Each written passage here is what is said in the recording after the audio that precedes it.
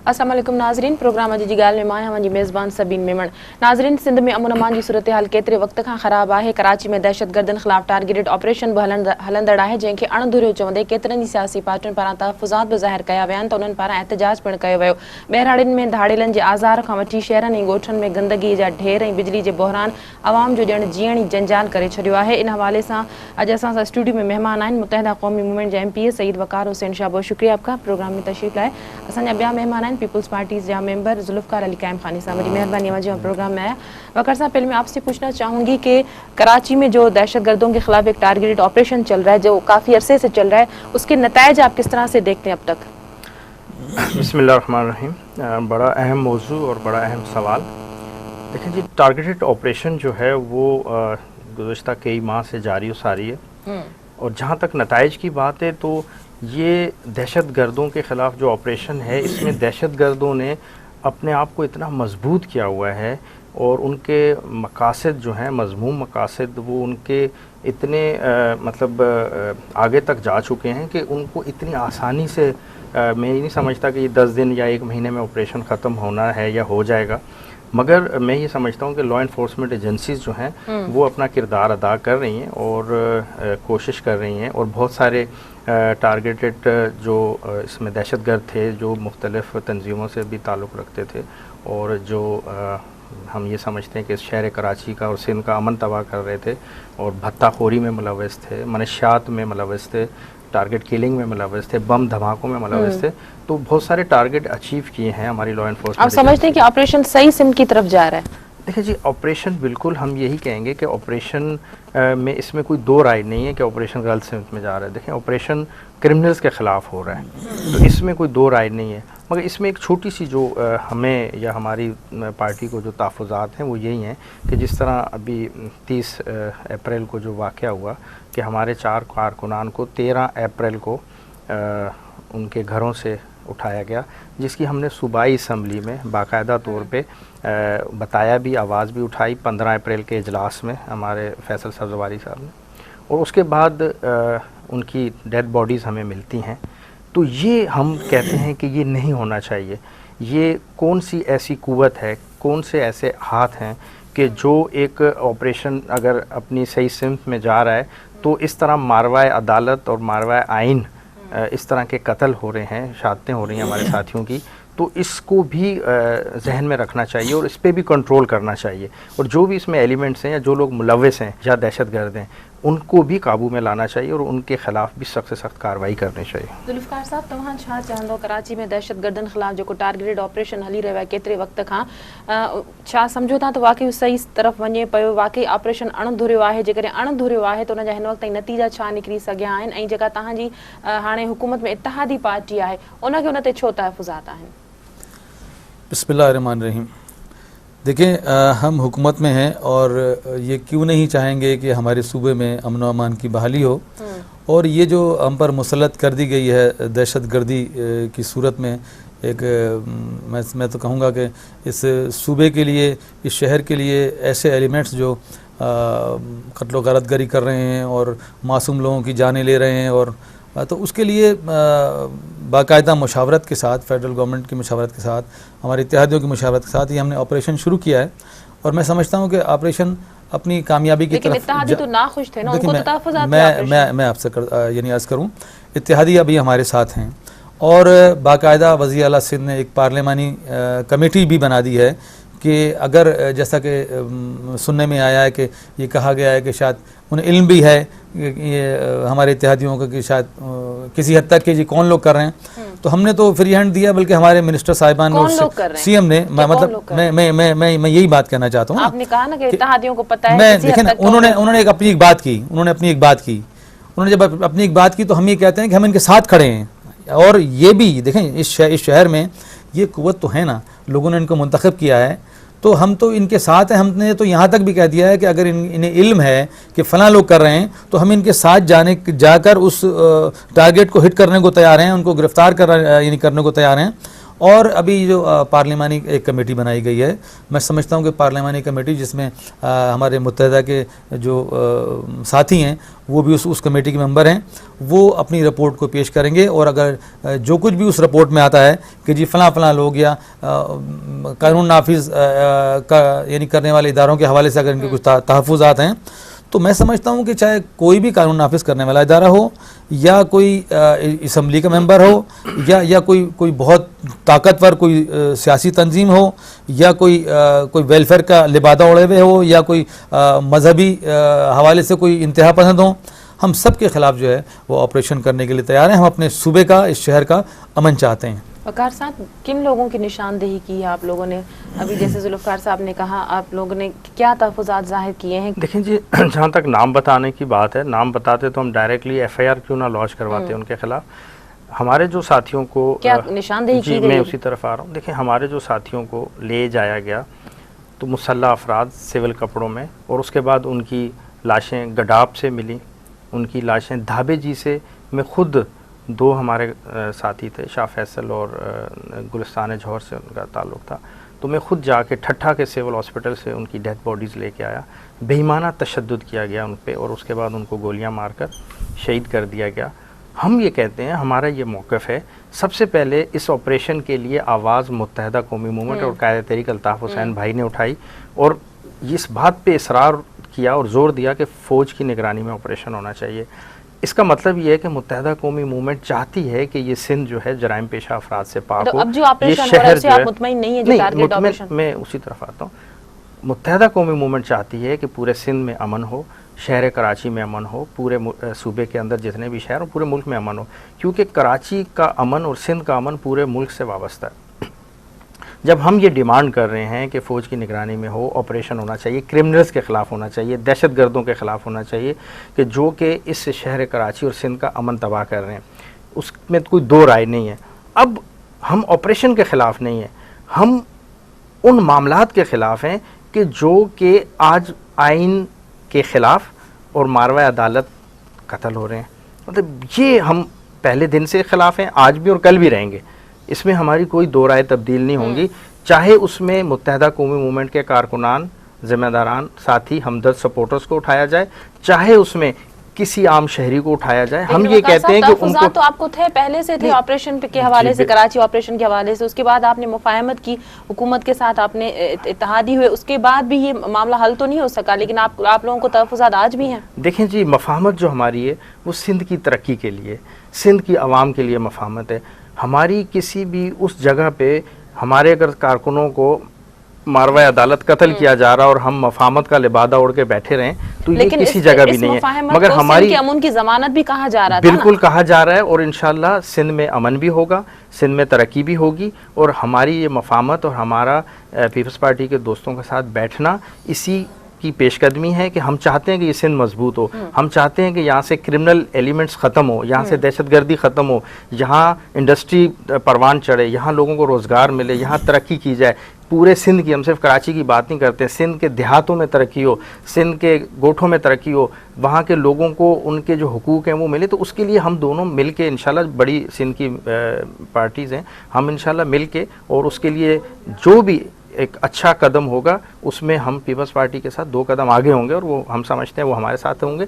मगर जहाँ बात आ जाती है कानून की, आइन की, तो वहाँ पे हमारा स्टैंड कल भी यही था, आज भी और आइंदा भी यही रहेगा कि हम कभी भी नहीं चाहेंगे कि आइन के ख़िलाफ़ मारवा अदालत कत्ल हों, चाहे वो कोई भी हो। हमारे तो होंगे, हम तो आवाज़ उठाएंगे, मगर हम उन लोगों के लिए भी कहेंगे कि जिनको उठा के, पकड़ के और उसके बाद उनकी डेथ बॉडीज़ मिलती हैं, हम कहते हैं उनके ऊपर अगर चार्जेस हैं तो आप उनको इंसाफ और कानून के कटहरे में लेके आएँ, अदालतें उन्हें सज़ा दें, पूरी दुनिया देखे, मीडिया ट्रायल हो उनका, और पता चले कि ये क्रिमिनल लोग हैं। मगर ये किसी को इख्तियार नहीं है कि आप उन बेगुनाह नौजवानों को, नहते नौजवानों को उठाएं और उसके बाद उनकी 10-15 दिन बाद, 4 दिन बाद उनकी मसख़शुदा लाशें आपने मैं कहता हूँ कि आप उन डेथ बॉडीज़ को देख नहीं सकते। सरकार भी तो काम कर रही है ना, लेकिन अब फिर भी आप अल्टीमेटम देते हैं। नहीं, अल्टीमेटम देने का मकसद है, देखें अगर हम एहतजाज, देखें मैं एक छोटी सी आपसे बात करता हूँ, मेरी छोटी सी एक अर्ज़ सुन लें। अब आप लोग तहफ़्फ़ुज़ात किस तरह से दूर हुए? नहीं, मैं फ़र्ज़ करें छोटी सी, मैं एक बात करना चाहता हूँ, अल्लाह ना करे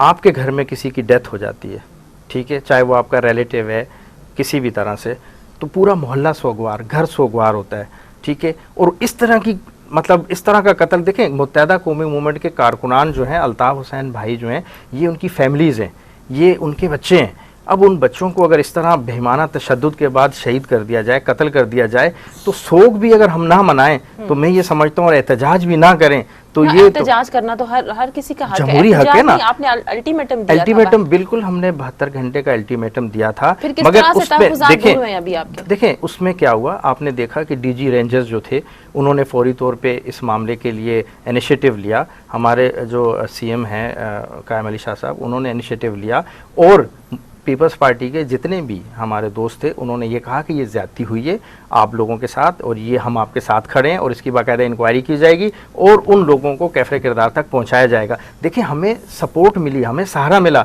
अगर हम एहतजाज ना करें, हम अपनी दादरसी के लिए आवाज़ ना उठाएं, तो फिर तो कोई भी नहीं सुनेगा ना। तो आज उसकी डीजी रेंजर खुद गए जहाँ से, जिस वकूए जहाँ लाशें मिली थी, डेड बॉडीज़ मिली थी, वहाँ गए, और मज़ीद इंक्वायरीज़ भी चल रही हैं। तो इंशाल्लाह हम ये समझते हैं कि कानून की बालादस्ती होनी चाहिए। हमारा मौक़िफ़ यही है, कानून की बालादस्ती हो और कानून और आइन के मुताबिक तमाम मामलात हों, ना कि एक सिंगल पर्सन इंडिविजुअल तौर पे या कोई इदारा ज़ाती तौर पे मामलात को अपने हाथों में ले ले। तो फिर ये अदालतों का तो कोई फ़ायदा नहीं है ना, अगर इस तरह उठाकर और ख़ुद ही मतलब अदालतें किसी कमरे में लगा दी जाएं और वहीं पे उनका फ़ैसला करके और कत्ल और शहीद करके फेंक दिया जाए, तो ये हम इसको ना मानते थे, ना मानते हैं, ना कोई मानेगा। ज़ुल्फ़िकार साहब, हुकूमत की इत्तेहादी पार्टियों को भी अपना एहतजाज या अपनी बात रिकॉर्ड करवाने के लिए इस तरह का प्रोसेस करना पड़ता है। आप समझते हैं कि आम लोग भी दहशतगर्दी का शिकार हो रहे हैं, तो सिंध सरकार उनकी बात किस तरह से सुनेगी फिर? देखें, उनकी बात, इनके साथ जो कुछ भी हो रहा है, शहर में हो रहा है या इस सूबे में हो रहा है, यूँ तो ओवरऑल समझते, तो कब से मैं आपसे अर्ज करूँ कि पूरे पाकिस्तान की सूरत हाल ये है कि जो एक ओवरऑल जो है वो पूरे पाकिस्तान को इस दहशतगर्दी ने घेरा हुआ है, और उससे हमारा एक सूबा भी मुतासिर है। तो हम तो ये ज़रूर चाहते हैं कि हमारे सूबे के वो अवाम, और ख़ास तौर से लेकिन कराची में तो देखें पीपल्स पार्टी चल रहा है, मैं आपसे अर्ज करूँ, जो ऑपरेशन चल रहा है, टारगेट ऑपरेशन, तो वो उन लोगों को अमन व अमान की बहाली के लिए, उनकी जानों के तहफ़्फ़ुज़ के लिए तो हम जो है वो टारगेटेड ऑपरेशन कर रहे हैं। और वो जो टारगेटेड ऑपरेशन है उसके जो है वो नताइज भी निकले हैं। उसके नताइज ये निकले हैं कि वो दहशतगर्द मारे गए हैं, उन्होंने अगर लोगों को अगवा किया हुआ है तो उनसे लोग बरामद हुए हैं। तो शहर में एक आम आदमी भी अगर फ़र्ज़ करें उससे मुतासिर होता है। तो ओवरऑल तो ज़ाहिर है पीपल्स गवर्नमेंट है, पीपल्स गवर्नमेंट क्यों नहीं चाहेगी कि उसके सूबे के अंदर अमन हो, और अमन तो यानी मशरूत है, यानी तरक्की मशरूत है अमन से। तो जब हम अपने सूबे की हम तरक्की चाहते हैं तो हमें क्यों नहीं चाहेंगे कि हमारे पॉलिसी को अब चेंज किया जाएगा, कुछ उसमें रद्दोबदल हो गया, जिस तरह से ऑपरेशन चल रहा था उसी तरह से चलता रहेगा? देखें, बेहतरी की गुंजाइश तो रहती है।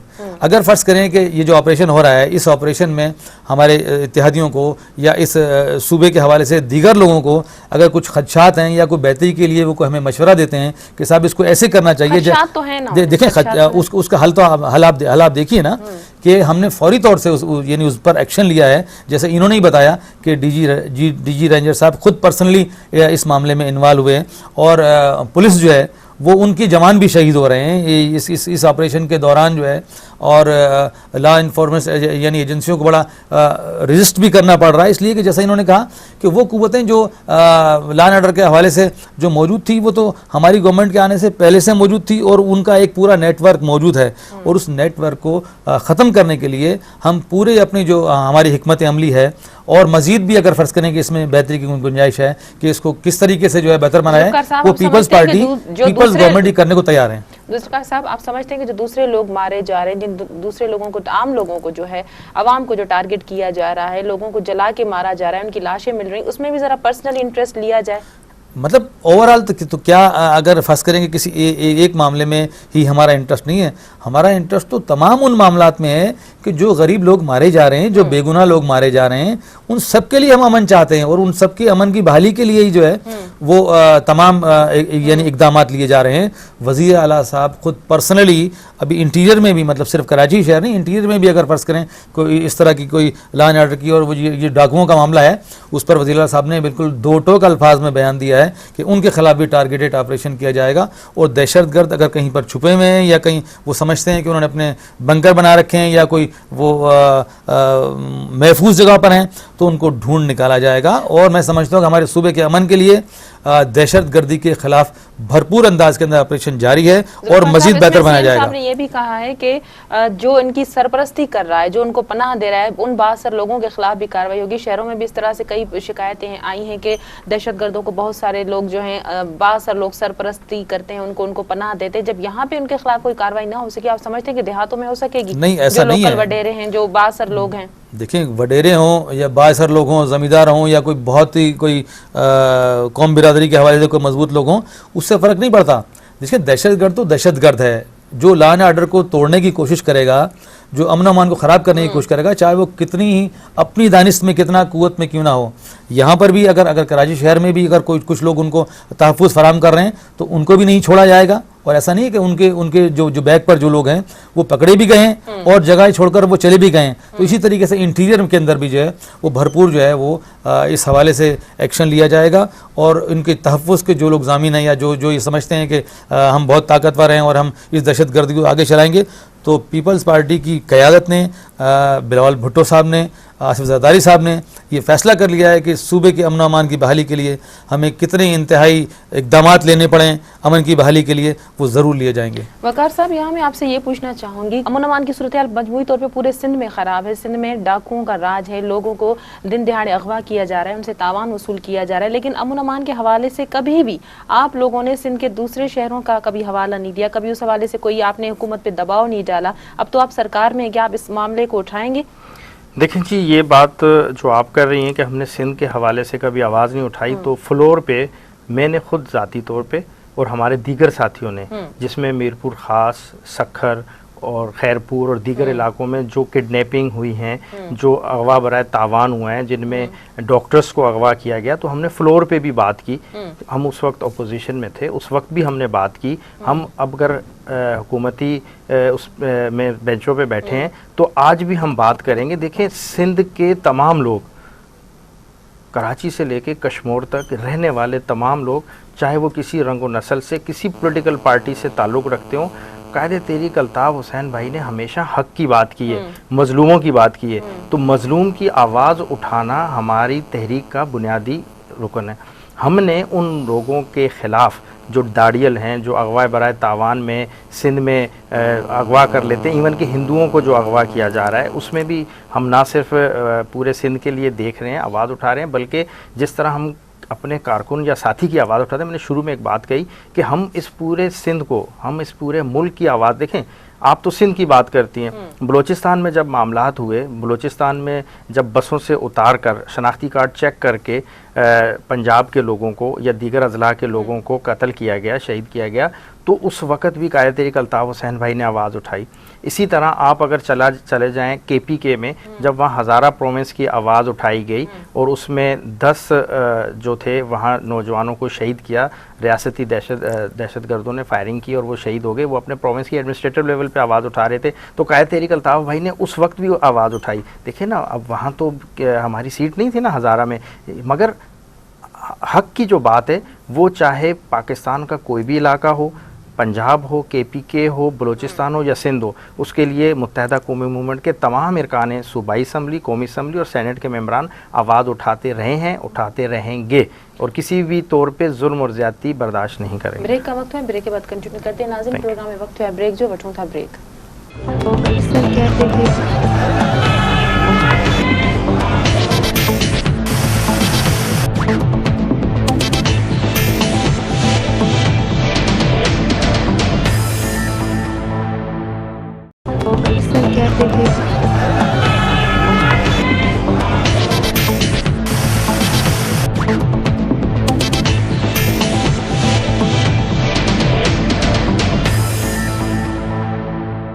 वेलकम बैक नाज़रीन।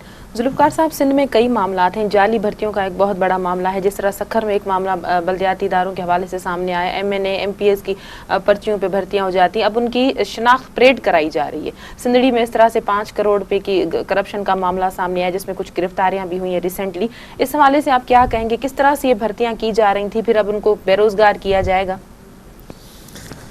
देखें ज़रूरतमंद तो जाहिर है अपनी नौकरी के लिए जाता है और पीपल, लेकिन कोई प्रोसेस तो होता होगा ना, ऐसे तो नहीं जो जाएगा उसको जॉब मिल मैं जाएगी। आपसे अर्ज करूं ऐसा हरगिज़ नहीं है। एक पीपल्स पार्टी ने एक बाकायदा जो अपॉइंटमेंट के हवाले से एक प्रोसीजर अडॉप्ट है कि साहब पोस्ट का एडवर्टाइज होना, इंटरव्यू का होना और बोर्ड का बनना, फिर बोर्ड लोगों को सेलेक्ट करना, इस तरीके से। अच्छा, अब ये जो आपने कहा कि कोई करप्शन भी हो जाती है कि साहब जाली भर्तियाँ भी हो जाती हैं, हर इलाके से रिपोर्ट होता है। देखें वो कुछ ना कुछ मतलब जो लोअर लेवल पर जो लोग होते हैं वो इस तरह की हरकतें कर लेते हैं। जाली अपॉइंटमेंट लेटर भी लोग इशू कर देते हैं, जाली लोग किसी एक इदारे में तो एजुकेशन का ये हाल है, 30,000 से ज्यादा जाली भर्तियों ये बाकायदा एक माफिया है जिन्होंने समझो कि एक कारोबार और एक बाकायदा इंडस्ट्री की इसी हैसियत वो अख्तियार कर लेते हैं, लेकिन उनकी गिरफ्तारियां भी हो रही हैं।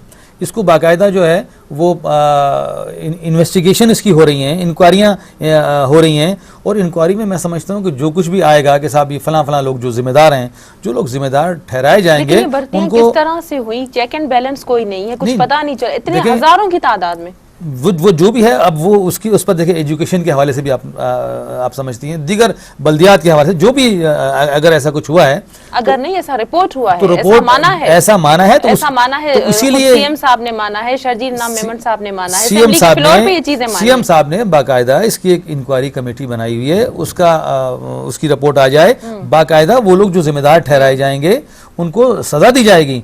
और पीपल्स पार्टी ने तो कोशिश ये की है हमेशा कि लोगों को बेरोजगार तो कभी नहीं किया उन्होंने, बल्कि हमने तो ये भी नहीं देखा कि किस हुकूमत के ये लोग भर्ती किए हुए हैं और उनको हमने रेगुलाइज किया है, कॉन्ट्रैक्ट पे लोगों को निकाला हमने कभी नहीं है।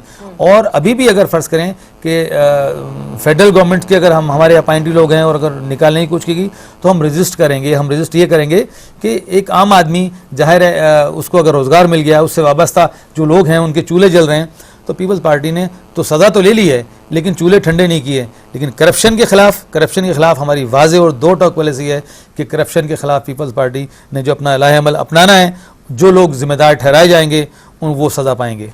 वक़ार साहब, इस पे आप क्या कहेंगे? बड़ा ये मामला जाली भर्तियों का, अब जो शनाख्त परेड हो रही है, एक तो ये मामला, दूसरा बल्दियात का हमारे पास एक इदारा है, हर टीमों को 1.5 करोड़ से ज़ायद की रकम मिलती है, कहाँ ये फंड चले जाते हैं? शहर और देहात हमारी गंदगी के ढेरों में तब्दील हुए हैं, गटर हमारे उबले हुए हैं, रोड नाली रास्ते, कुछ भी कोई सफाई का कहीं भी कोई इंतज़ाम नज़र नहीं आता।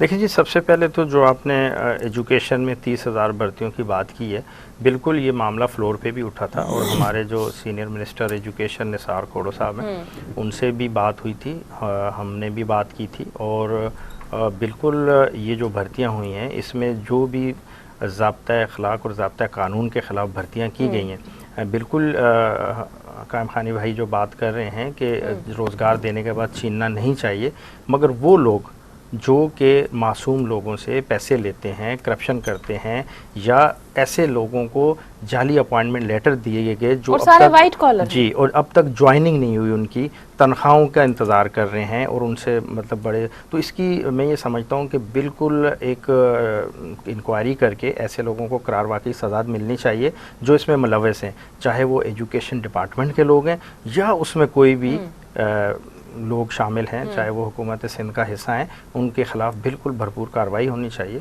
और उन मासूम लोगों के साथ फंड इतने रिलीज होते हैं, ये कहाँ जाते हैं, कहाँ पे खर्च होते हैं, इनका कोई हिसाब किताब भी होता है कि नहीं होता? देखें जी, बिल्कुल अभी हमारी लास्ट जो बजट इसमें असम्बली सेशन था जिसमें पोस्ट बजट पे बात हो रही थी, और ये पहली दफ़ा सिंध असम्बली में पोस्ट बजट पे डिस्कशन हुई है। हालांकि मैं ये समझता हूँ कि पाकिस्तान की तारीख में पहली दफ़ा है, और ना ये बलूचिस्तान में हुआ, ना ये पंजाब में हुआ, ना KPK में हुआ। तो पोस्ट बजट में बहुत सारी चीज़ें हमारे सामने आई और हमने फ्लोर पे बाकायदा, और इसमें हमारे मुत्तहदा कौमी मूवमेंट से तकरीबन 29 अरकान ने बात की, तो हमने एक एक चीज़ को, एक एक पॉइंट को रेज़ किया, चाहे वो किसी भी डिपार्टमेंट से मुतालिक था। उसमें हमने देखा कि बहुत सारे प्रोजेक्ट्स जो हैं जिस पे रिलीज़ हो गई, और उस पे रिलीज़ होने के बाद उस पे एक्सपेंडिचर जो है ज़्यादा हो गए। रिलीज़ अगर फ़र्ज़ करें 100 मिलियन के, तो एक्सपेंडिचर अगर 150 मिलियन कैसे हो गए वो पैसे। तो ये सारी चीज़ें हमने पॉइंट आउट करवाई हैं फ्लोर पे, और इस पर हम ये समझते हैं कि ये पोस्ट बजट जो डिस्कशन है ये हमारे लिए आइंदा के लिए बहुत खुशाइन साबित होगा, और इसमें मेंबरान सूबाई असम्बली को ना सिर्फ नॉलेज होगी बल्कि उनको खुलकर सिंध के तमाम प्रोजेक्ट्स पे बात करने का भी मौका मिलेगा। और सबसे अहम चीज़ ये कि हमें पता चलेगा कि जी ये प्रोजेक्ट, जैसे अब इस वक्त हम थरकोल प्रोजेक्ट्स को देख रहे हैं कि वो कब उसका काम मुकम्मल होगा और हम ये तवानाई के बहरान से निकलेंगे। तो मैंने एक पॉइंट वहाँ रेज़ किया था असम्बली में कि 2009 में इस्लाम कोर्ट में एयरपोर्ट बनाने के लिए इतने इतने बिलियन रुपीज़ रख दिए गए और उसमें रिलीजेस भी हो गए, मगर अब तक उसकी कोई बुनियाद नहीं रखी, खर्च एक पैसा भी नहीं हुआ। तो ये बड़ा अहम इशू कि 2009 में प्रोजेक्ट फाइनलाइज हो गया, अप्रूव्ड हो गया, और मगर नहीं, अब उस पर काम कुछ भी नहीं हुआ। 2014 हो रहे हैं, तो जब एयरपोर्ट बनेगा तो लोगों की आमदोरफ्त अब आप होगी और हुकूमत चीज़ें के होंगी। इत्तेहाद ही हैं, हुकूमत के साथ ही, तो आप इन अवामी मसाइल की तरफ हुकूमत की निशानदेही करवाएंगे, इन पे आवाज़ उठाएंगे? देखें जी, हुकूमत का इत्तेहादी अगर है या नहीं है, मुत्तहदा कौमी मूवमेंट का शुरू से ये रहा है कि हमने अवाम के, देखें ना, हम अगर अपोजिशन में भी थे तो हमने बहुत सारी ऐसी करारदादों की हिमायत की कि जो आवाम के लिए फ़ायदेमंद थी, सिंध के आवाम के लिए फ़ायदेमंद थी, और उस पर हमने सब ने मिल के उन करारदादों को, उन बिल्स को भी अप्रूव किया। ठीक है, इसी तरह हम हुकूमत का हिस्सा होने के बाद भी अगर कोई ऐसी चीज़ जो सिंध के आवाम के मफाद के ख़िलाफ़ होगी तो हम उस पर बिल्कुल हम बात करेंगे। ये नहीं कि हम आंखें बंद कर लेंगे। हमारा काम जो है, हमें जो लोगों ने वोट देकर असम्बलियों में भेजा है तो वो हमसे कुछ तवक्कुआत रखते हैं, और हमारा ये काम भी बनता है कि हम उनकी तवक्कुआत को पूरा करें। और मुत्तहदा कौमी मूवमेंट फर्स्ट डे से आवाम के दिलों की तर्जुमानी करती है, उनकी उमंगों की तर्जुमानी करती है, और उनके जो भी बेसिक मसाइल हैं उनको ले जाके इस फ्लोर पे और उसको हल करने की कोशिश करती है। आज अगर हम हुकूमत में बैठे हैं तो वो सिंध के आवाम के मफाद की खातिर बैठे हैं, तो हम किसी भी लम्हे कोई ऐसा अमल इंशाल्लाह नहीं करेंगे कि जिससे सिंध के आवाम को नुकसान हो, और हम मिलजुल के इंशाल्लाह कोशिश करेंगे ये हमारा सिंध तरक्की करे और यहाँ के आवाम के मसाइल हल हों। जुल्फ़िकार साहब, सिंध में बिजली का एक बहुत बड़ा बहरान है, इस वक्त चल रहा है। 18 से 20 घंटे लोड शेडिंग होती है, लोगों की ज़िंदगी डिस्टर्ब हो गई है, उनके काम डिस्टर्ब हो गए, रोज़गार, मईशत हमारी बुरी तरह से तबाह हो गई है। आप क्या कहेंगे, किस तरह से लोड शेडिंग पे काबू पाया जाएगा? और दो कनेक्शन काटे गए हैं, इजाफी बिल चार्जेस या जो भी इस तरह की वफाक की तरफ से कार्रवाई की गई है, इस पर अब आपका स्टैंड क्या होगा? देखें, वफाक की तरफ से यानी हमने अपनी गवर्नमेंट के दौरान तो पूरी कोशिश की कि बिजली के बहरान पर काबू पाया जाए। वो बहरान जो इससे पहले मोहतरमा बेनज़ीर भुट्टो साहिबा ने कुछ प्रोग्राम और कुछ प्रोजेक्ट्स के हवाले से काम शुरू किया था, लेकिन उन सब को ख़त्म कर दिया गया था। और हमने अपने ताईं कोशिश ये की कि इस पर मैक्सिमम काबू पाया जाए। और जैसे फेडरल गवर्नमेंट अभी आई और फेडरल गवर्नमेंट की ही जिम्मेदारी ज़्यादा बनती है कि वो इस हवाले से जो है वो बिजली के बहरान पर काबू पाए। तो जैसे थरकोल के हवाले से भी बात हो रही है, तो मैं समझता हूँ कि थरकोल वाला एक प्रोजेक्ट ऐसा है कि जो सिंध के हवाले से जो है वो यहाँ के लोगों के लिए बड़ा बेनिफिशियल साबित होगा। और हमने अपने ताईं तो पूरी कोशिश रखी है कि सिंध के लोगों को जो है वो बिजली मुहैया, और सिंध के लोग जो हैं, जिस तरह से वफाक के हवाले से कहा जाता है कि साहब सिंध के लोगों पर जो बात की जा रही है, ये इंतहाई जो है मैं समझता हूँ कि एक गैर जिम्मेदाराना जो है वो बात की जाती है। सिंध के लोग अपना बाकायदा रेवेन्यू भी दे रहे हैं, और अगर इस तरह से इंतकामी कार्रवाई का निशाना बनाया जाएगा या अपने ज़ाती बुग़्ज़ को इस अंदाज में उछाला जाएगा तो ये बात अच्छी नहीं है। सिंध के लोग मैं समझता हूँ कि बड़े महज़्ज़ब लोग हैं, बहुत इस मुल्क के सबसे ज़्यादा चाहने वाले हैं। पाकिस्तान के बनाने में भी सबसे पहले जो है वो सिंध असम्बली ने जो है वो करारदाद जो है वो पास की थी। और तो हम कैसे नहीं चाहेंगे कि ये मुल्क तरक्की करे, हमारा सूबा तरक्की करे। और उसमें जो बिजली के बहरान वाला मामला है, उसमें मैं समझता हूँ कि वफाकी हुकूमत का भरपूर हम साथ देने को तैयार हैं। और हमारे यहाँ अगर वो कुछ प्रोजेक्ट्स लगा रहे हैं कि जिससे बिजली की पैदावार में इजाफा हो, तो हर किस्म की जो है वो फैसिलिटी सिंध गवर्नमेंट देने को तैयार है। आने वाले चंद सालों की बात है वक़ार साहब, इस पे आप क्या कहेंगे? इलेक्शन के दिनों में वादे किए जाते हैं, बातें की जाती हैं, पीपल्स पार्टी के दौर में भी की गई, मियां साहब ने भी कहा था, लेकिन अब कहा जा रहा है कि 2-3 साल तक ऐसा कुछ हो ही नहीं सकता, हम लोड शेडिंग को ख़त्म ही नहीं कर सकते। देखें जी, मैं आपको बड़ी वाज़ेह बात बताऊँ, और आपने मीडिया पे देखा होगा बहुत सारे लीडरों ने कहा कि हम 6 माह में अगर बिजली का बहरान ख़त्म ना कर दें तो हमारा नाम नहीं। सही, ये सिर्फ दावे थे। अगर हम संजीदगी से बात करें तो 1976 में तरबेला डैम बना, उसकी इनॉग्रेशन हुई। इस मुल्क का मुस्तकिल हल जो है ना, हाइडल प्रोजेक्ट्स है। जब तक आप बाकी जो है आर्जी हैं, गैस आर्जी है, कोल आर्जी है, फर्नेस ऑयल आर्जी हैं, ये आर्जी हल है। मगर अगर हम चाहते हैं कि हम लॉन्ग टर्म पॉलिसीज़ पे काम करें तो हमें हाइडल प्रोजेक्ट्स पे काम करना पड़ेगा, जो कि इस पूरे मुल्क के लिए बात कर रहा हूँ मैं। अगर हम सिंध की बात करते हैं तो हम तो क्योंकि वफाक की हमेशा बात करेंगे, तो पूरे मुल्क के जो लोग हैं, रहने वाले हैं, हम उनके मामलात को भी मद्देनज़र रखेंगे। तो हाइडल प्रोजेक्ट इस मुल्क में बनाना बहुत ज़रूरी है। अब जैसे दासू है, डैम है, वो बन रहा है, इसी तरह और डैम्स जो हैं उनको हम जब तक बनाएंगे नहीं, वहाँ से बिजली की पैदावार जो कि हमें सस्ती भी पड़ती है, तो उस वक्त तक हम खुद कफ़ील नहीं होंगे। देखिए आज 24,000 मेगावाट तकरीबन हमें ज़रूरत है, आने वाले वक्तों में ये 40,000 तक पहुँच जाएगी चंद ही सालों में। और हम जो शॉर्ट मंसूबे बना रहे हैं प्रोजेक्ट्स के, जो 600 मेगावाट यहाँ से मिल जाएगी, 400 यहाँ से मिल जाएगी, वो हल नहीं है, वो सोल्यूशन नहीं है। सोल्यूशन यही है कि हम ऐसे हाइडल प्रोजेक्ट्स पे काम फौरी तौर पे करें। आप देखें कि हमारे पड़ोसी मुल्क इंडिया ने हमारे ही पानी पे डैम बना के और बिजली पैदा कर रहे हैं। इसी तरह आप ईरान में चले जाएं तो ईरान ने छोटे छोटे डैम्स बनाए। पॉलिसी नहीं बनाई जाती, क्यों इस तरह के प्रोजेक्ट शुरू नहीं किए जाते? देखिए ये हमारे मुल्क की बदकिस्मती रही है। देखें बात फिर वही आ जाती है कि फेडरल गवर्नमेंट पहले तो सूबाई जो मामलात थे वो फेडरल से काफ़ी कंसर्न थे।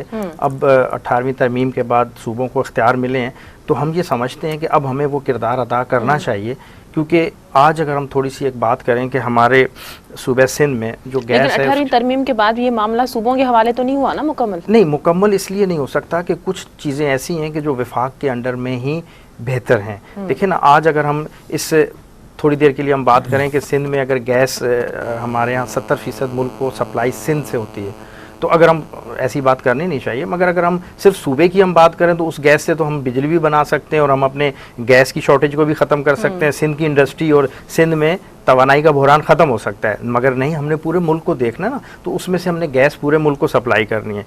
मगर एक थोड़ी सी बात हमें बड़ी महसूस होती है कि सिंध के हवाले से विफाक जो है, वो हमारे वफाकी वज़ीर जो हैं आबिद शेर अली साहब, वो कई दफ़ा कहते हैं कि जी सिंध को बिजली जो हम दे रहे हैं, तो देखें जी आप अगर हमें बिजली दे रहे हैं तो वो एक मुआहदे के तहत दे रहे हैं। 350 मेगावाट बिजली हमें मिल रही है, उसकी बाकायदा आपको पेमेंट की जाती है। इसी तरह हम अगर सिंध से गैस दे रहे हैं पूरे मुल्क को, तो हम कभी उस पर ये दावा नहीं करते कि नहीं जी ये गैस हमारी अब हम नहीं देंगे।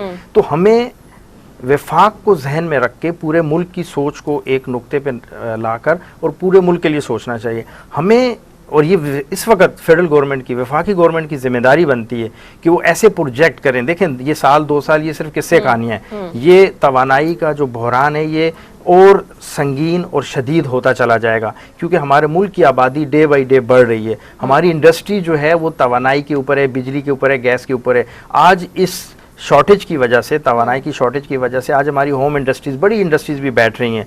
आज हमारे मुल्क की मईशत कमज़ोर हो रही है सिर्फ इस बहरान की वजह से। आज हम सिंध की बात करें तो हमारे आज सिंध में पानी का बहरान आ गया। अगर ये बिजली जो है ये हमारे पास तवानाई के ज़राए बेहतर अंदाज में होते तो पानी शॉर्टेज ना हो। अब बिजली अगर मिसाल के तौर पे धाबे जी पंपिंग स्टेशन पे बिजली अगर 4 घंटे के लिए चली गई, तो वो 4 घंटे बाद दोबारा सप्लाई जो है पूरे शहर कराची को, 2 करोड़ से ज़्यादा की आबादी है, वो सिस्टम सारा डिस्टर्ब हो जाता है। तो ये सारी चीज़ें बड़ी अहम है। इस पे हमारी वफाकी गवर्नमेंट को बड़ी संजीदगी से काम करना पड़ेगा। सिर्फ ज़बानी दावे जमा खर्च नहीं करने पड़ेंगे। अगर हमें इस मुल्क से प्यार है, इस मुल्क की आवाम के लिए हम कुछ करना चाहते हैं, तो इस वक्त सबसे बड़ा एनर्जी क्राइसिस है, उस पर हमें काम करना पड़ेगा। हाइडल प्रोजेक्ट्स पे काम करना पड़ेगा। हमें इस चीज़ से बालातर होके कि जी ये अगर किसी एक हिस्से के मुल्क को किसी को कोई खुदा ना खास्ता कोई नुकसान पहुंच रहा है, तो हमें मुल्क के बाकी 90% हिस्से के बारे में भी सोचना पड़ेगा। बलूचिस्तान हो गया, KPK हो गया, पंजाब हो गया, सिंध हो गया, ये चारों सूबे जो हैं इस मुल्क की अकाई हैं। हम उससे आंखें नहीं फेर सकते, हमें वो फैसले करने पड़ेंगे। अगर हमने अब नहीं किए तो फिर कभी भी नहीं हो सकते। जुल्फ़िकार साहब, यहाँ मैं आपसे पूछना चाहूँगी, अब आपके साथ इत्तेहादी भी हैं हुकूमत में, आप समझते हैं कि अमन अमान, तवानाई, रोज़गार और सफाई सुथराई, बल्दियात के इदारों के जो फ़ंड के मामलात हैं, करप्शन के मामलात हैं, ये कुछ बेहतर हो सकेंगे? अब आप मिल के सूरत हाल में बेहतरी ला सकेंगे? देखें क्यों नहीं, हम तो बेहतरी लाना तो चाहते हैं, और ये हमारे इत्तेहादी हमने तो मुकम्मल कोशिश की है। और इसलिए कि जरदारी साहब ने जिस तरह से अपनी इफ़हाम व तफ़हीम की पॉलिसी एक नई, मैं समझता हूँ कि फार्मूले को सियासत में इन किया है कि मुखालफत बराए मुखालफत की बजाय टेबल पर बैठकर बात की जाए, और वो क़ुव्वतें कि जो आवाम की राय के साथ जो मुंतखब लोग आए हैं उनकी राय को भी शामिल किया जाए। और अब भी हमारे दायरा इत्तेहादी हैं। मैं समझता हूँ कि मशावरत के साथ जो भी मामलात होते हैं उसमें बेहतरी की गुंजाइश है, और जो बल्दियाती मामलात हैं वो भी मैं समझता हूँ कि इंशाल्लाह जल्दी इंतखाबात भी बल्दियात के होंगे। और पीपल्स पार्टी तो चूँकि एक जमहूरी सोच की मालिक है, हम तो ये यकीनन चाहेंगे कि ग्रास रूट लेवल पर जो है वो लोग जो हैं वो इस तरक्की में और लोगों के मसाइल के हल के हवाले से अपना किरदार अदा करें। और बल्दियाती इलेक्शन के बाद जो कि अनकरीब बल्दियाती इलेक्शन भी हो जाएंगे, तो मैं समझता हूँ कि बेहतरी आएगी। और जहाँ तक करप्शन की बात है तो करप्शन के हवाले से बाकायदा सीएम की एक बाकायदा मॉनिटरिंग टीम भी है। और आप ये समझते हैं, जैसा इन्होंने भाई ने ये कहा कि असम्बली के अंदर चाहे दीगर सूबों में मॉनिटरिंग टीम है, तो वो क्या काम कर रही है जुल्फ़िकार साहब, जबकि हर जिले से इस तरह की खबरें रिपोर्ट होती रहती वो हैं? बाकायदा उसकी इन्वेस्टिगेशन होती है, और वो लोग जो उसमें मुलविस पाए जाते हैं वो सज़ा पाते हैं, उनके खिलाफ मुकदमे बनते हैं। जब ये चीजें मीडिया में रिपोर्ट होती हैं उसके बाद एक्शन होता है, उससे पहले आप क्यों नहीं ऐसा नहीं है, ऐसा नहीं है। वो इदारे जो इसको रोकने के जो जिम्मेदार हैं, चाहे एंटी करप्शन हो या मॉनिटरिंग टीम हो या दूसरे इदारे हैं, वो अपना काम कर रहे हैं। और सिंध गवर्नमेंट की या जो सबसे बड़ा इदारा है सिंध असम्बली के अंदर हमारी अक्सरियत है, उसके बावजूद आप ये देखिए कि पोस्ट बजट के हवाले से जो बात हो रही है डेवलपमेंट के हवाले से, कि कभी किसी सूबे में डिस्कस नहीं होता, लेकिन हमने ये एक रिवायत कायम की है जो कहीं नजर भी मैं नहीं याद कर रहा हूँ ना कि उसी पर तो बात हो रही है। फर्ज करें कि अगर नजर नहीं आ रही तो वो जो उस एरिया के एमपीएज या वो लोग जो मुंतखब होकर लोग आए हैं,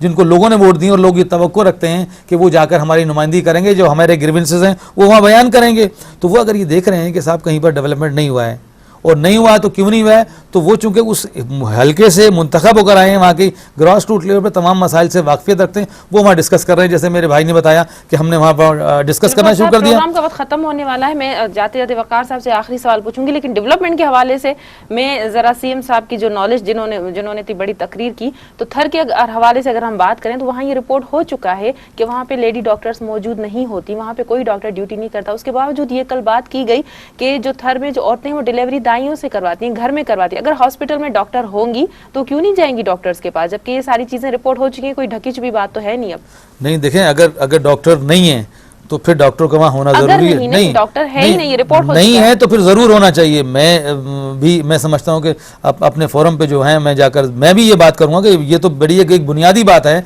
कि डिलीवरी के टाइम पर जो जिससे बड़ी अमवात वाक़ हो जाती हैं, जिम्मेदारी गरीब बेचारी औरतों पे डाल दी कि वो खुद नहीं जाती। खैर वकार साहब, मैं आपसे ये पूछना चाहूंगी कि हिज़्ब इख्तिलाफ का किरदार क्या होना चाहिए? आप सिंध असेंबली में जो है सबसे बड़ी हिज़्ब इख्तिलाफ की पार्टी थी, लेकिन अब आप हुकूमत की तरफ आ गए, हुकूमत के इत्तेहादी हो गए, तो हिज़्ब इख्तिलाफ का क्या किरदार होना चाहिए? मजबूत हिज़्ब इख्तिलाफ किस तरह की होनी चाहिए? देखें जी, हिज़्ब इख्तिलाफ का किरदार जो है वो आपको भी पता है, हमें भी पता है कि होना तो ये, देखें हिज़्ब इख्तिलाफ जो होती है वो हुकूमत जो भी काम करती है उसमें जो खामियां होती हैं या ऐसे काम या ऐसे अवामिल जो कि आवाम के मफाद में होते हैं उनकी निशानदेही, और जो आवाम के बरखिलाफ़ हो रहे हैं उनकी निशानदेही करना होती है। हिज़्ब इख्तिलाफ का बेसिकली ये काम होता है। मगर हमने इस सिंध असम्बली में जो एक रवायत कायम हुई, इस दफ़ा जो हम बैठे हैं 1 साल होने वाला है, कि हमने हमेशा तनकीद बराए तनकीद नहीं की। हमने तनकीद अगर की तो बराए इस्लाह की, और हमने ये कोशिश की जब हमें हिज़्ब इख्तिलाफ में थे कि मैंने थोड़ी देर पहले ही बताया था कि वहाँ बहुत से रेजोल्यूशन, बहुत सारे बिल, बहुत सारी करारदादें जब पेश हुई और वो आवाम के मफाद में थी, तो उस पर सब ने इत्तफ़ाक़ राय से उस पर वो किया और कोई बहस नहीं हुई और बड़ी अच्छी पॉजिटिव चीज़ें गई हैं। और हमारी तरफ से भी अगर कोई ऐसी चीज़ गई तो उस पर भी पूरे हाउस ने उसको सपोर्ट किया। तो अब हम हुकूमत के साथ बेंचों पे बैठे हैं, तो अब भी हमारा किरदार इंशाअल्लाह वही होगा कि हम मिलजुल के आवाम की फलाह बहबूद और इस सूबे की तरक्की के लिए अपना किरदार अदा करेंगे। और अगर हमने कहीं ये महसूस किया कि कोई ऐसे काम जो कि इसके मुनाफी हो रहे हैं, तो हम वो आवाज़ उठाएंगे और शुरू से उठाते रहे हैं और इंशाल्लाह आइंदा भी उठाएंगे। बहुत शुक्रिया आप दोनों। मैं थोड़ा सा एक बात जाते जाते कर दूं कि बल्दियात के हवाले से आपने बात की थी। देखिए, बल्दियात जो हैं वो जमहूरियत की नर्सरी हैं। आपने एक जिक्र किया था कि शहर पूरा सिंध जो है कचरे और गलाजत से भरा हुआ है। देखें, जब बल्दियाती सिस्टम निज़ाम मौजूद था, अवामी नुमाइंदे मौजूद थे कौंसलर्स की शक्ल में, नाजिम नायब नाजिम की शक्ल में, तो वो उस मोहल्ले गली की नुमाइंदगी करते थे और वहाँ अगर उनको कोई कचरा नज़र आता था, गंदगी नज़र आती थी, लोगों की अप्रोच होती थी, तो वो कंसर्न डिपार्टमेंट से रब्ता करके उन चीज़ों को ठीक करते थे। शहर भी साफ़ थे और सूबे में भी सफाई थी, मगर आज बल्दियाती निज़ाम ना होने की वजह से जो ब्यूरोक्रेसी है, जो डिपार्टमेंट्स हैं, वो मुंह जोर घोड़े की तरह बेलगाम हुए हैं, उनको कोई पूछने वाला नहीं है। वरना जब कौंसलर्स थे या नाजिम थे तो वो पूछते थे उनको और वो काम भी करते थे, खड़े होकर काम करवाते थे। कराची में मुत्तहिदा कौमी मूवमेंट के जितने भी नुमाइंदे थे वो गली मोहल्लों में जा जाकर नाजिम जो थे वो खड़े होकर, हैदराबाद में सखर में खड़े होकर काम करवाते थे, जिसकी वजह से शहर जो था साफ था। मैं इस प्रोग्राम के तवस्सुत से ज़रूर कहूँगा कि इंशाल्लाह जल्द अज जल्द जो बल्दियाती इंतखाबात का अमल शुरू होना चाहिए और हो जाएगा तो अब उसके तो आप बाद हुकूमत के इत्तेहादी अब तो होना चाहिए ना, बिल्कुल आप होना हुकूमत चाहिए। के- और होने के बाद मैं ये समझता हूँ कि जब आवाम के नुमाइंदे आएंगे और बेहतर अंदाज में शहर की दीगर चीज़ें जो हैं या सूबे की दीगर चीज़ें हैं जो बल्दियात से कंसर्न है वो इंशाल्लाह बेहतरी की तरफ होंगी। बहुत शुक्रिया आप दोनों मेहमानों का टाइम निकाल के प्रोग्राम में है। नाज़रीन अजी जी गाल प्रोग्राम जो वक्त दे खत्म कर दे पंहिंजी मेज़बान सबिन मेमन के ॾिना इजाज़त। अल्लाह।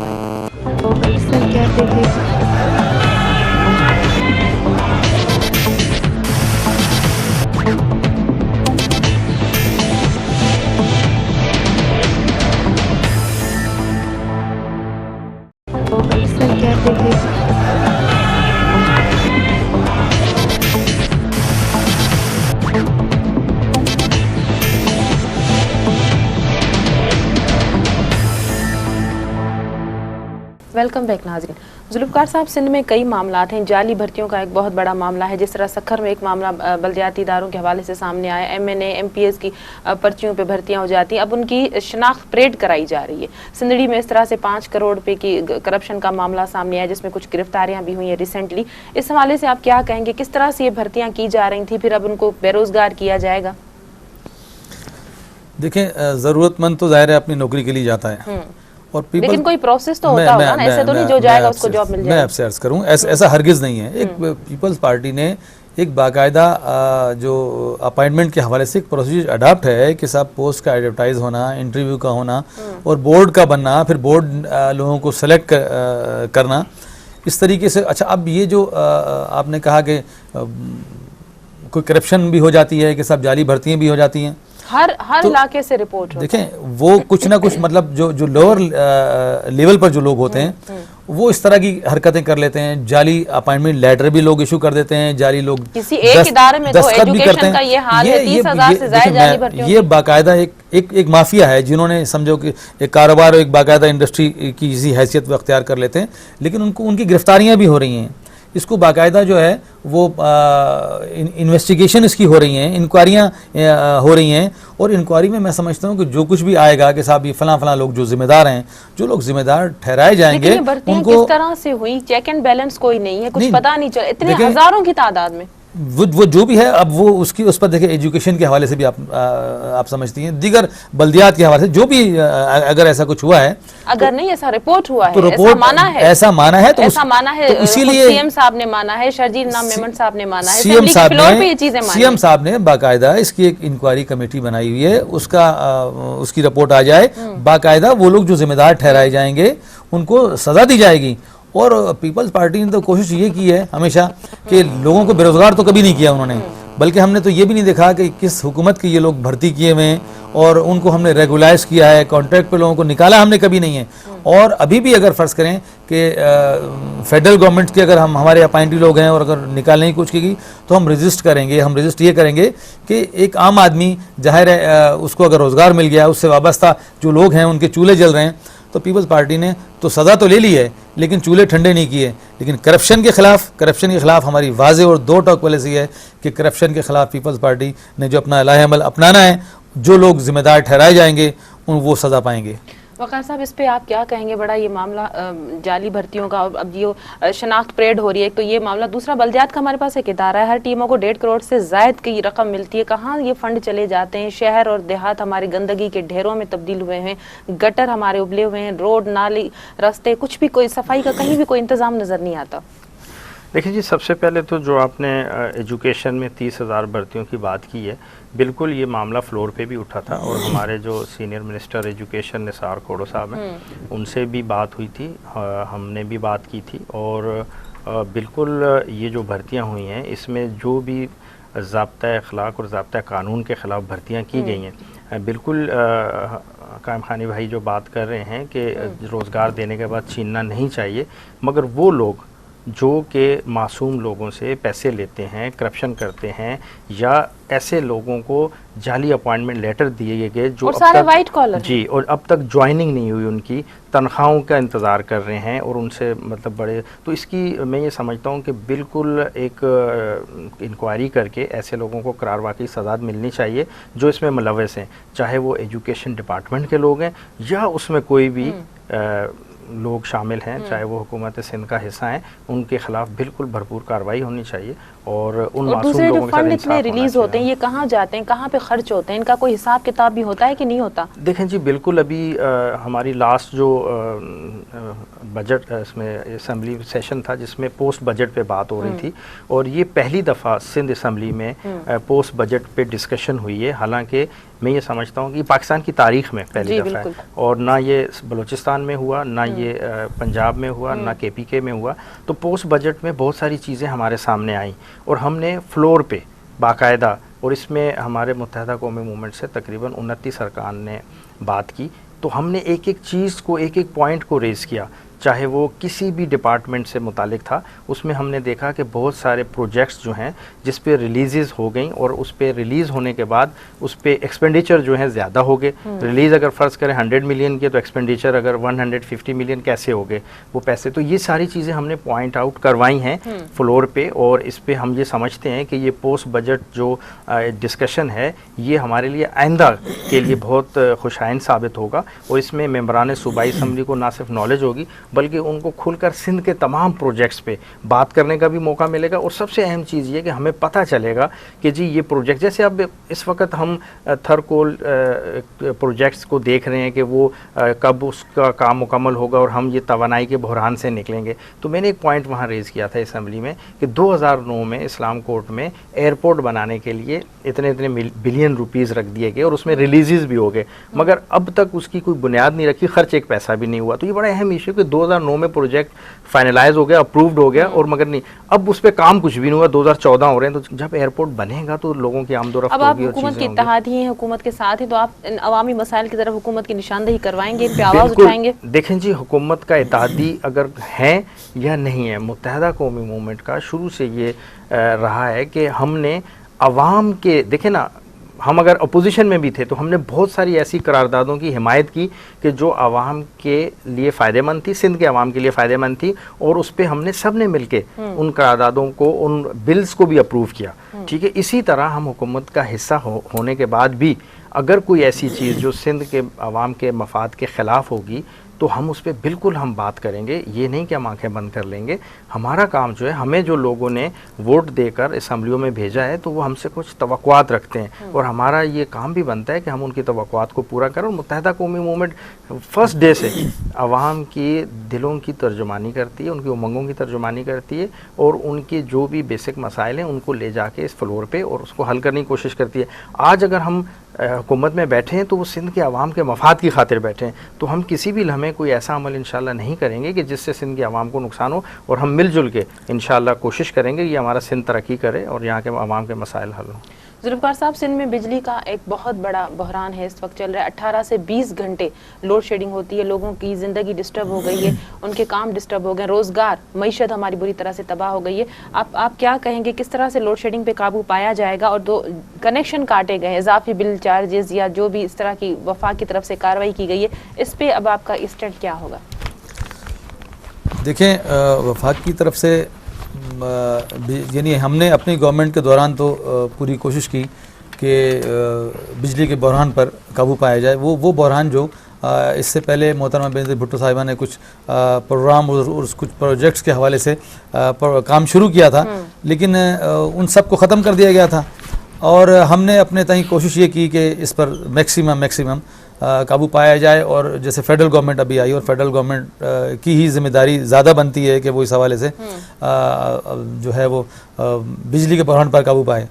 तो जैसे थरकोल के हवाले से भी बात हो रही है, तो मैं समझता हूँ कि थरकोल वाला एक प्रोजेक्ट ऐसा है कि जो सिंध के हवाले से जो है वो यहाँ के लोगों के लिए बड़ा बेनिफिशियल साबित होगा। और हमने अपने तय तो पूरी कोशिश रखी है कि सिंध के लोगों को जो है वो बिजली मुहैया, और सिंध के लोग जो हैं, जिस तरह से वफाक के हवाले से कहा जाता है कि साहब सिंध के लोगों पर जो बात की जा रही है, ये इंतहाई जो है मैं समझता हूँ कि एक गैर जिम्मेदाराना जो है वो बात की जाती है। सिंध के लोग अपना बाकायदा रेवेन्यू भी दे रहे हैं, और अगर इस तरह से इंतकामी कार्रवाई का निशाना बनाया जाएगा, ये अपने ज़ाती बुग़्ज़ को इस अंदाज़ में उछाला जाएगा, तो ये बात अच्छी नहीं है। सिंध के लोग मैं समझता हूँ कि बड़े महज़्ज़ब लोग हैं, बहुत इस मुल्क के सबसे ज़्यादा चाहने वाले हैं। पाकिस्तान के बनाने में भी सबसे पहले जो है वो सिंध असम्बली ने जो है वो करारदाद जो है वो पास की थी, और तो हम कैसे नहीं चाहेंगे कि ये मुल्क तरक्की करे, हमारा सूबा तरक्की करे।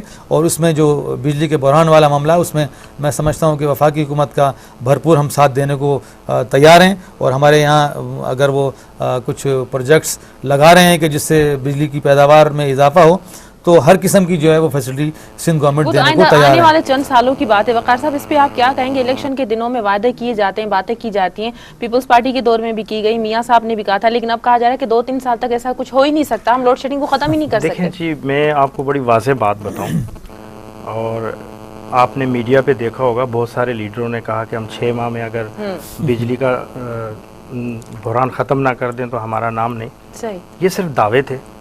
अगर हम संजीदगी से बात करें तो 1976 में तरबेला डैम बना, उसकी इनॉग्रेशन हुई। इस मुल्क का मुस्तकिल हल जो है ना, हाइडल प्रोजेक्ट्स है। जब तक आप बाकी जो है आर्जी हैं, गैस आर्जी है, कोल आर्जी है, फर्नेस ऑयल आर्जी हैं, ये आर्जी हल हैं। मगर अगर हम चाहते हैं कि हम लॉन्ग टर्म पॉलिसीज़ पे काम करें तो हमें हाइडल प्रोजेक्ट्स पे काम करना पड़ेगा, जो कि इस पूरे मुल्क के लिए बात कर रहा हूँ मैं। अगर हम सिंध की बात करते हैं तो हम तो क्योंकि वफाक की हमेशा बात करेंगे, तो पूरे मुल्क के जो लोग हैं, रहने वाले हैं, हम उनके मामलात को भी मद्देनज़र रखेंगे। तो हाइडल प्रोजेक्ट इस मुल्क में बनाना बहुत ज़रूरी है।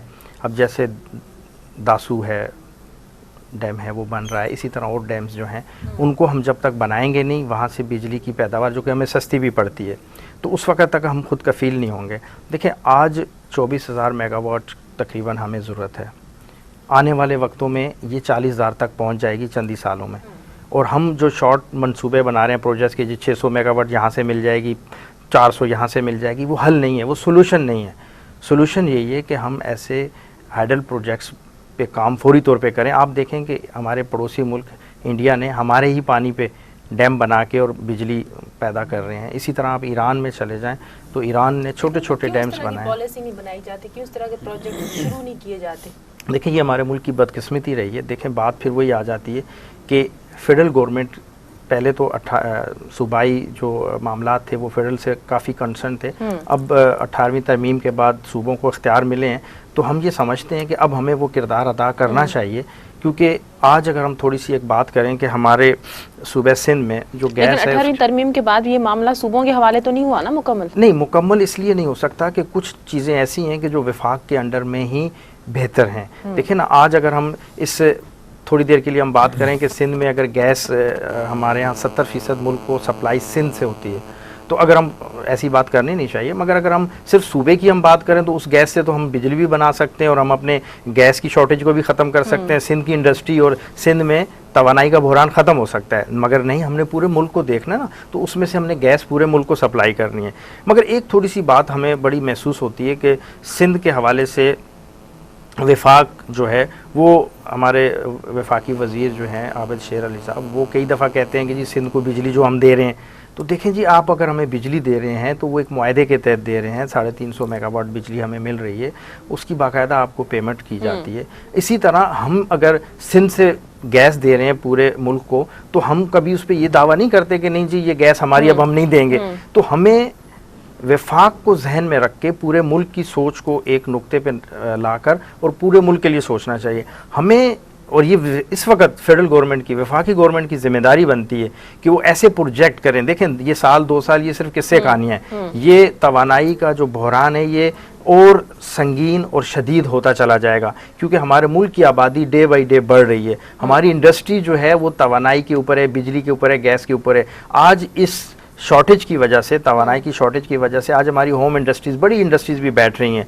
आज हमारे मुल्क की मईशत कमज़ोर हो रही है सिर्फ इस बहरान की वजह से। आज हम सिंध की बात करें तो हमारे आज सिंध में पानी का बहरान आ गया। अगर ये बिजली जो है ये हमारे पास तवानाई के ज़राए बेहतर अंदाज में होते तो पानी शॉर्टेज ना हो। अब बिजली अगर मिसाल के तौर पे धाबेजी पंपिंग स्टेशन पे बिजली अगर 4 घंटे के लिए चली गई तो वो 4 घंटे बाद दोबारा सप्लाई जो है पूरे शहर कराची को, जो 2 करोड़ से ज़्यादा की आबादी है, वो सिस्टम सारा डिस्टर्ब हो जाता है। तो ये सारी चीज़ें बड़ी अहम है। इस पे हमारी वफाकी गवर्नमेंट को बड़ी संजीदगी से काम करना पड़ेगा। सिर्फ ज़बानी दावे जमा खर्च नहीं करने पड़ेंगे। अगर हमें इस मुल्क से प्यार है, इस मुल्क की आवाम के लिए हम कुछ करना चाहते हैं, तो इस वक्त सबसे बड़ा एनर्जी क्राइसिस है, उस पर हमें काम करना पड़ेगा। हैडल प्रोजेक्ट्स पे काम करना पड़ेगा। हमें इस चीज़ से बालातर होके कि जी ये अगर किसी एक हिस्से के मुल्क को, किसी को कोई खुदा ना खास्ता कोई नुकसान पहुंच रहा है, तो हमें मुल्क के बाकी 90% हिस्से के बारे में भी सोचना पड़ेगा। बलूचिस्तान हो गया, KPK हो गया, पंजाब हो गया, सिंध हो गया, ये चारों सूबे जो हैं इस मुल्क की अकाई हैं।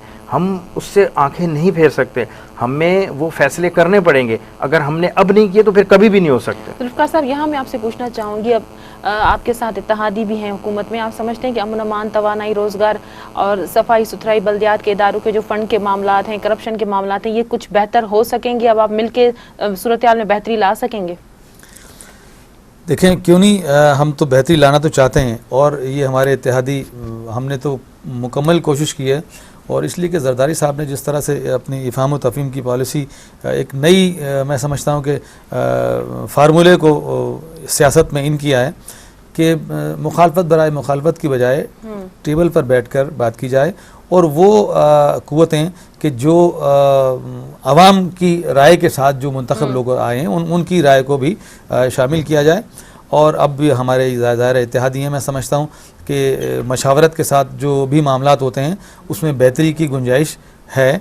और जो बल्दियाती मामलात हैं वो भी मैं समझता हूँ कि इंशाल्लाह जल्दी इंतखाबात भी बल्दियात के होंगे। और पीपल्स पार्टी तो चूँकि एक जमहूरी सोच की मालिक है, हम तो ये यकीनन चाहेंगे कि ग्रास रूट लेवल पर जो है वो लोग जो हैं वो इस तरक्की में और लोगों के मसाइल के हल के हवाले से अपना किरदार अदा करें। और बल्दियाती इलेक्शन के बाद जो कि अनकरीब बल्दियाती इलेक्शन भी हो जाएंगे तो मैं समझता हूँ कि बेहतरी आएगी। और जहाँ तक करप्शन की बात है तो करप्शन के हवाले से बाकायदा CM की एक बाकायदा मॉनिटरिंग टीम भी है।